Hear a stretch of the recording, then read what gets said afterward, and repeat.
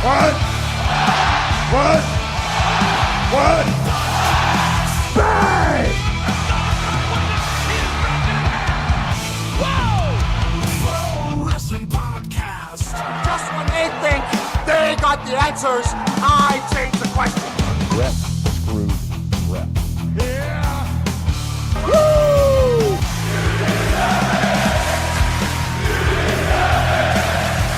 Who are you to doubt El Dandy? Because this guy's a serious professional. Did he do it? Unbelievable. Too hot to handle and too cold to hold. And I am Macho King Savage.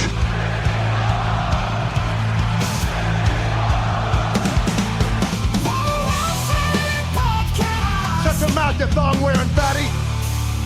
I said WWE stands for.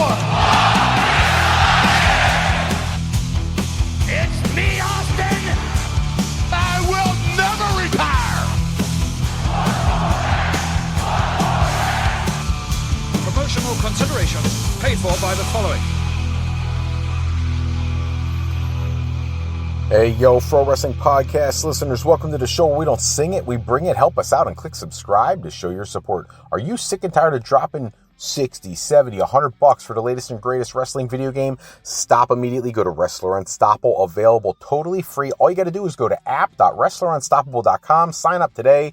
It is totally free, where you get to create a wrestler, sign contracts, get into storylines, headline PLEs, even build your own corporation from the ground up. All included in Wrestler Unstoppable. Again, totally free. If you want to become a member of the Pro Wrestling Podcast family, you want your name in the shout-outs like my good buddy John in Texas. John, love giving you that shout-out. Then you got to pop over to our Patreon page at patreon.com/Pro Wrestling Podcast. Sign up today. And for this month only, we have a special loyalty rewards program. $10 a month contributors get to co-host a show with me. $5 a month contributors get entered into a drawing to also co-host an episode with myself. Thank you so much for joining us for this episode of the Pro Wrestling Podcast. If you've got questions, comments, something you want me to talk about in a future episode, let me know by calling the Pro Wrestling Sound Off line, 267-642-1160, and I will get to those questions, comments, or concerns in a future episode. Tonight, gotta revisit the Sheamus conversation, the contract situation, because more information has come out, and it is very confusing. Look, I have been online for the last several days, debating with people, arguing with people, defending positions and arguing positions about the Sheamus contract situation. The earliest information we had was that Sheamus's contract was running out and he chose not to re-sign because they gave him a lower offer. Now, if that was all there was to the story, I know it sounds controversial. I hope I don't lose listeners because of my opinion, but when your contract runs out, you do not have a job. You're not fired. You're not released. Your contract ran out. If I hire somebody to come out and build my deck, once they finish building my deck, they're not still my employee. These wrestlers are independent contractors. They get a contract for a certain period of time. When it's over, that's done. That's why there is supposedly not going to be a 90-day no-compete clause. That's what we heard. Now, I had people arguing, no, he was released, just like Kofi and Woods were released, just like Dolph Ziggler was released. Dolph Ziggler asked for a release, and it was granted, okay? So here's the difference. Every year at WrestleMania, post-WrestleMania, we always get like 9 million talent cuts, and everybody feels horrible for these people, and justifiably so.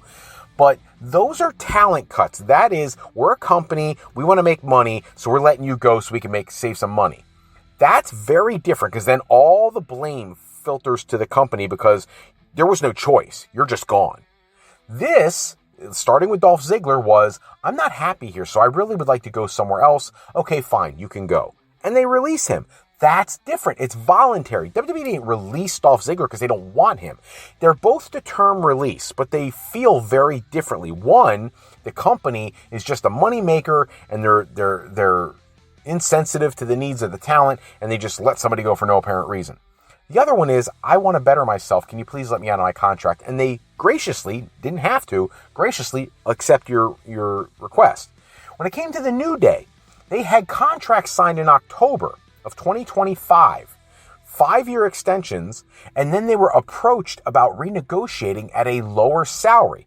Well, why would WWE do that? Well, they were tasked with reducing millions of dollars of spending, And they felt that the value that the New Day brought to the table, the less dates that they wrestle now because their schedules are much more limited these days in WWE than they used to be. Last year, LA Knight had more matches than anybody in the company. He only had 96 matches, okay? Compared to 20 years ago when they were wrestling 300 to 400 matches a year. You know, every 7 days a week, twice on Saturday, twice on Sunday, some people would say. Shout out to Ric Flair. But when you think about it, them asking Kofi and Xavier to take a pay cut, whether you like it or not, they had done everything pretty much there was to do. The one thing they could have done, WWE chose not to do, was do more with Big E separating from the group and them turning heel. But they botched that to heaven.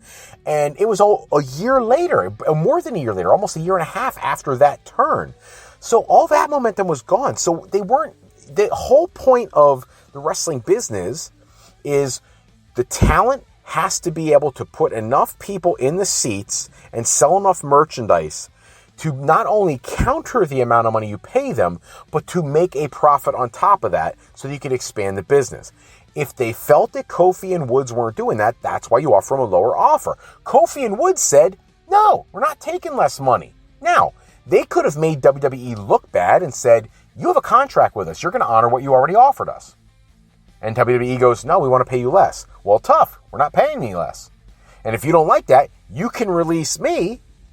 But that's not what they did. Because if they had done that and said, fine, we're not taking a pay cut. You can release us, but we're not taking a pay cut. And WWE releases them, again, it goes on WWE just casting somebody aside. That's not what happened. The reports all came out that Kofi and Woods asked to be released after not liking the offer they were given. They asked for that. It was voluntary. Some sites said it was a mutual parting of the ways. Yeah, you know how that works? We want you to take a pay cut. I'm not taking a pay cut. I want to leave. Well, we don't want you to leave, but we want you to stay for less money. But I'm not staying for less money. Okay, well, I'm not staying for less money. You're not going to pay me what I'm worth. Why don't we separate? Okay, we're out. If you want to go that route, then fine. A mutual parting is not the same kind of release either as a post-WrestleMania budget cut. It's just not the same. It hits differently. And all the people out there who are going, after everything these people have done, what they've done for the company, they deserve more. No, it's a business. You can't do this with your heart. I love Kofi. I've met Kofi. He's one of the nicest human beings on the planet. I watch Celtic Warrior workouts all the time. I adore Sheamus. He's one of the most unique appearances and skill sets in decades for me. And Sheamus's contract is running out. Sheamus was offered a lowball offer and decided not to take the offer. They decided, and now here's where it gets weird though. The new information is that he had signed a 5-year contract extension in 2023. If that's true, then his contract should run until 2028. So one of a few scenarios is possible. He was asked to renegotiate, he declined, and now his contract is running out. So what happened to those other years? One, is this a budget cut? We want you to take a pay cut. I'm not taking a pay cut. Fine, we're letting you go. If that's the case, he'll have a 90-day no-compete clause. And since technically the word today is he's still under contract for now, even though they moved him to the alumni section of the website, until his contract actually runs out, we're not going to know if there's a no-compete clause. If there's none, then his contract was up. If there is one, he was released. So this could be another budget cut that we didn't realize was a budget cut yet. Did he have company or talent option years of that 5-year deal that took it till 2028 that he's voiding or they are voiding? That is a thing in the world of pro wrestling and pro sports in general. Was it one of these things where in 2023 they signed a 3-year deal with 2 more option years that could either be a talent option or a company option, and he gets here and they go, listen, we want you to take less money. He goes, you know what? I'm not taking less money and I'm going to void the last 2 years of my deal. Or did WWE come to him and say, we want you to take less money? And he says, yeah, I'm not taking less money. They go, fine, we're going to void the last 2 years of your deal. Those two also are not releases. Voiding years of a contract that are options means they are optional. They're not guaranteed. The only part that's guaranteed is whatever is not an option, which in that scenario, if that was the case, would have been originally a 3-year deal with 2 option years. I don't know what happened. I wasn't in the room. I didn't negotiate the deals, and neither do any of the people online. You know, if you're tuning into this podcast, feel free to put whatever you want in the comments, and I will appreciate whatever I can. I'll go back and forth with people and play devil's advocate all you want. But people get livid over this stuff. It's all business. If Bobby Heenan, everybody loves Bobby Heenan, gives him so much respect for being such a brilliant mind in the business. He'd be the first one to tell you. There's a great video from RF Video where he's doing a shoot interview, and he says, if you're in this business for any other reason but to make money, you're a fool. The companies or the talent, that is what it's about. It's not about to feel good. It's not about putting smiles on faces and all that stuff that people say when it's a PR situation. If you're not making money, you're out of business. That's it. So this is all business driven. Just saying. Jumping into something a little different here. Brian Cage was on Chris Van Vliet's show. And one of the most interesting parts about his interview was the reason why he said he chose AEW over WWE. When his contract was up last time, he said that there was a lot of interest from WWE. And let's be honest, his body style is exactly what WWE would love. Especially right now, he just won a bodybuilding competition out in the Midwest. But he said one of the reasons he chose AEW is he didn't want to be just another guy who could just be released, hence what we were just talking about. Another guy who comes in, signs a contract, and then they just choose to release you. He didn't like that possibility. He feels like there's more security in AEW, factoring in the point that Tony Khan pays for transportation, hotels, all that stuff that WWE does not. That's not their deal. Talent pays for that in WWE. So he liked the security, and he likes being able to do his outside projects. Still works a ton of indies, still runs. He's a huge sponsor for, Redcon 1 sponsors him as one of their leading athletes. He still gets to do his bodybuilding competitions, all that kind of stuff. He can do whatever he wants because Tony Khan is so much more flexible with that stuff. And WWE keeps people on lockdown, and it's just not a good look. So, love the fact that that he was able to eloquate that in a way that makes a lot of sense. And, just glad to hear that he's happy with his decision. I just wish he was getting used better in AEW because I really do feel like, and anybody who saw him in his TNA run or in Lucha Underground, he can go. He could be your number one guy if you push him the right way. Maybe I'm a little partial because we're friends on Facebook and he's been one of the most wonderful, gracious people I could possibly describe, but I really hope to see him do more. And the last thing we got to get into this episode, and this one's I'll be very honest, it's kind of a tearjerker for me. When I was a teenager, I really started getting into the cruiserweight stuff, not necessarily here in the United States. It wasn't big here yet, other than maybe Flying Brian versus Scotty Flamingo, which would eventually become Raven in WCW. But my real fandom came back in the day in tape trading, and tape trading with Japanese wrestling. And one of the most amazing Japanese wrestlers, for me, and at the time, I didn't even know there were numbers associated with this, was Tiger Mask. And over the weekend, Tiger Mask 4, who is played by Yoshihiro Yamazaki, he has been Tiger Mask number 4 for 31 years. And he officially retired this past weekend. And it has been an interesting year because he, on his farewell tour, his last 2 matches, he had a victory over Rocky Romero, and he had a time limit draw, and this is the one that really tugs at the heartstrings. He had a time limit draw against the Dynamite Kid, Tommy Billington, who is the nephew of the original Dynamite Kid, Tom Billington. And they did that match and went to a draw in honor of the original series of matches between the original Tiger Mask, who was Satoru Sayama, and Dynamite Kid. And it was like a throwback to them. It paid homage to them. And I was like, wow, like that's your last match, is paying homage to the original. And Sayama was in attendance for his final match, which, ooh, you want to talk about something crazy. In New Japan Pro Wrestling, they went all out for this. Like, there have been other guys who've been Tiger Mask in the Force in the past. Satoru Sayama was the original. Eventually, it would become Mitsuharu Misawa. If you don't know who Mitsuharu Misawa is, go back and find some of his matches. One of the greatest wrestlers in the history of life. And then Koji Kanemoto was Tiger Mask for a little while. But Tiger Mask 4, that incarnation with Yamazaki, the longest running Tiger Mask portrayal in that gear. And I think for me, the most amazing part of the send-off, New Japan did a whole ceremony, and there was all these mega stars from the past there, Jushin Thunder Liger, professional baseball players from Japan, all kinds of people there for this ceremony. But what really got me was the original Tiger Mask. The original Sayama was there with his Tiger mask on. He was wearing a suit. He's in the ring to honor Tiger Mask 4 retiring.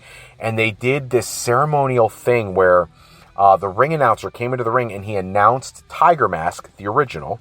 And then they announced Tiger Mask 4 as Tiger Mask, and it's the one who's retiring now. And a referee got in the ring and he called for the bell, and the two kind of danced around the ring for a little bit. And even the original Tiger Mask looked like he was still spry. You know what I mean? And they moved around and they locked up, and the place was just emotional seeing these two legends lock up. And then the referee just called for the bell. You know, it's a draw. And they embraced, and it was beautiful. Now, I get it. There's a lot of American wrestlers that don't understand why that's such a touching thing. But if you are a huge fan of cruiserweight style wrestling, lucha libre, that kind of thing, these are two of the greatest individuals in the history of the business at those types of weight classes. The number of memories and matches that they've put on, and the talent that they've worked with across the years. I mean, we're talking about people who really helped break people like Chris Jericho and Chris Benoit and Dean Malenko and people like that. They helped break them into the business and make them the stars that they would go on to become. None of them would be as far as they are without the body of work they did with people like Tiger Mask 2, Tiger Mask 3, Tiger Mask 4. So this was very special. So congratulations to Tiger Mask on just a legendary career. I hope Yamazaki is ready for, you know, all the fruits of his labor, just celebrating all that going forward. The Japanese crowd was almost stunned in the silence. It was just a beautiful thing. That's all the time we have for this episode. Check back with us next episode. We'll run down the latest wrestling news and rumors. Special thanks, as always, to Suno for creating the music and sound effects we use in our show. Special thanks to Beezle Games. Bringing a new friend to family game night is easy with Sketchy people. Showcase your artistic side in this game from Beezle Games by going to thegamecrafter.com and picking up your copy today. If you're looking for your next career move, maybe you're considering college, university life, maybe you just need some formal training for your next career decision, go to our website at frolifeplanning.com for all your higher education needs, as Fro Life educational planning is for today, for tomorrow, and for life with Fro Life. I'm Fred Froelich, better known as Dr. Fro. I want to thank you for taking some time with us today. Until next time, take care, everybody. Have a great night.